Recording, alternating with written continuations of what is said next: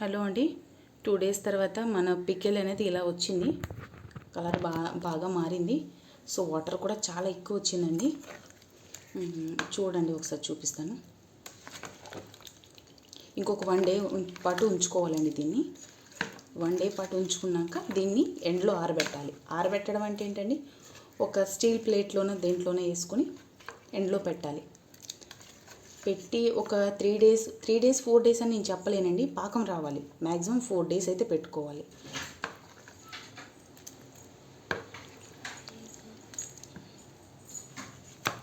చూడండి, నేను మొన్న మనం కలిపేటప్పుడు ఇలా లేదు. ఇప్పుడైతే మొత్తం వాటర్ అంతా బయటకు వచ్చిందండి. ఇప్పుడు ఎండలో పెడితే అండి 3 డేస్ ఎండలో పెడితే ఇంకా ఈ వాటర్ చూడండి, వాటర్ అంతా దగ్గరకు వచ్చి మంచిగా చిక్కగా మనం మార్కెట్లో కొంటాం కదండి sweet pickle, same to same అలానే వస్తుంది. సో ఈ ఒక్క రోజు మొత్తం ఉంచుకొని రేపు ఆరబెట్టుకోవాలి.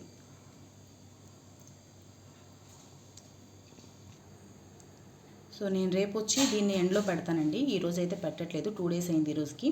రేపటికి 3 డేస్ అవుతుంది. రేపు నేను పెడతానండి ఎండలో ఒక 2 డేస్ పెట్టినాక ఆ వీడియో మీకు చూపిస్తాను. రేపు పెట్టేటప్పుడు చూపిస్తాను. ఇంకా పెట్టాక కూడా ఒక 2 డేస్ తర్వాత 3 డేస్ తర్వాత ఎలా పాకం వచ్చింది అనేది మీకు చూపిస్తాను. ఇదిగోండి, 3 డేస్ పాటు నానబెట్టుకున్న పచ్చడి అయితే ఇలా వచ్చింది. దీన్ని ఇప్పుడు 3 డేస్ అయిపోయింది కదండి. దీన్ని తీసుకొచ్చి ఇప్పుడు ఇదిగో ఇలా వేసుకున్నానండి. స్టీల్ పల్లెరంలో ఇలా వేసుకున్నాక దీన్ని ఎండలో పెట్టుకోవాలి. ఎండలో 3 డేస్ పాటు పెట్టుకుంటేనే అప్పుడు మన పచ్చడి అనేది గ్రేవీ చిక్కగా పాడవకుండా ఉంటుంది. చాలా బాగా వస్తుంది. చూసారు కదండి, దీన్ని అయితే ఎండలో ఆరబెట్టుకున్నాను నేను. దీన్ని ఇలా అంటే స్టీల్ ప్లేట్లో వేసుకొని ఏం లేదా 3 రోజులు 3 డేస్ అని నేను చెప్పలేను.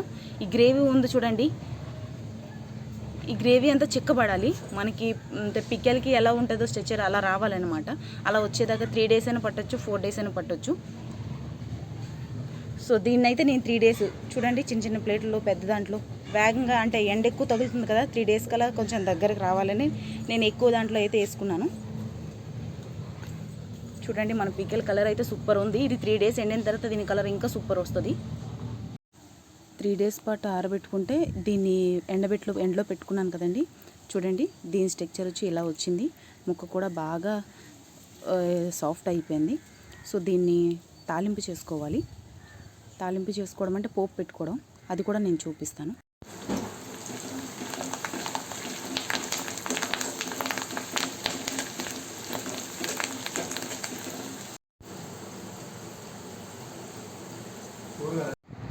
సో చూసారంటే పికిల్ అయితే రెడీ అయిపోయిందండి. ఈ పికిల్ కోసం కమ్సే కమ్ నాకు 1 వీక్ పట్టింది. ఒక 3 డేస్ ముక్కలు నానబెట్టుకొని ఉంచుకోవడానికి. ఇంకా ఎండబెట్టాను 3 డేస్ ఎండబెట్టాను ఎండలో. ఈ గ్రేవీ అంటే ఇంత చాలండి. ఎందుకోసం అంటే మనం ఆల్రెడీ స్టోర్ చేసుకొని ఉంచుకుంటాం కదా. స్టోర్ చేసుకొని ఉంచుకోవడం వల్ల మళ్ళీ ఇంకా గ్రేవీ తక్కువ అయిపోతుంది అనమాట. ముక్కలు అనేవి పీల్చుకుంటాయి. సో దీనికి లాస్ట్ అండ్ ఫైనల్ తాలింపు పోపు పెట్టుకుంటే చాలు. పోపు కోసం చూసారంటే నేను దీంట్లో ఎండుమిర్చి, వెల్లుల్లి, ఇంకా కరివేపాకు, మెంతులు వేసుకున్నానండి. ఇది దీంట్లో యాడ్ చేసుకుంటే చాలు.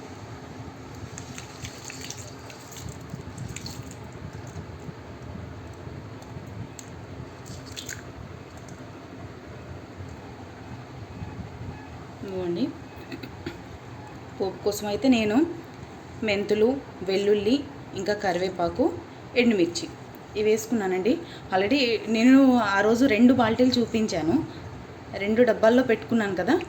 ఈరోజు అది బాగా ఎండేటప్పటికి 1 డబ్బా మాత్రమే అయింది. చూడండి, ఆ రోజు 2 ప్లాస్టిక్ జార్స్ చూపించాను మీకు. కానీ ఈరోజు మాత్రం అది బాగా ఎండేటప్పటికి చిక్కదనంగా వచ్చింది. చూడండి, సో దాన్ని బాగా మిక్స్ చేసుకోవాలండి. సో మన పికిల్ టోటల్గా రెడీ అయిపోయిందండి. 1 వీక్ నుండి కష్టపడితే ఈ రోజుకి టోటల్ అంటే అయిపోయినట్లే. ఇది కాకపోతే పికిల్లో స్పెషల్ ఏంటంటే అది వెంటనే కాకుండా ఒక 10-15 డేస్ తర్వాత దాన్ని తీసుకుని తింటే అప్పుడు ముక్క అనేది బాగా నానుతుంది కాబట్టి అండి చాలా టేస్ట్ ఉంటుంది. సో ఇదైతే 1 ఇయర్ కాదు 2 ఇయర్స్ ఉంచినా కూడా ఏం కాదు. ఇది చూసారు కదండి, ఆల్రెడీ మా టేబుల్ మీద పెట్టడానికి, డైనింగ్ టేబుల్ మీద పెట్టుకోవడానికి నేనైతే ప్రిపేర్ చేసుకున్న వెంటనే దీంట్లో వేసుకున్నాను.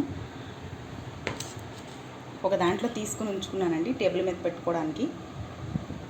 సో ఇదండి. Thank you.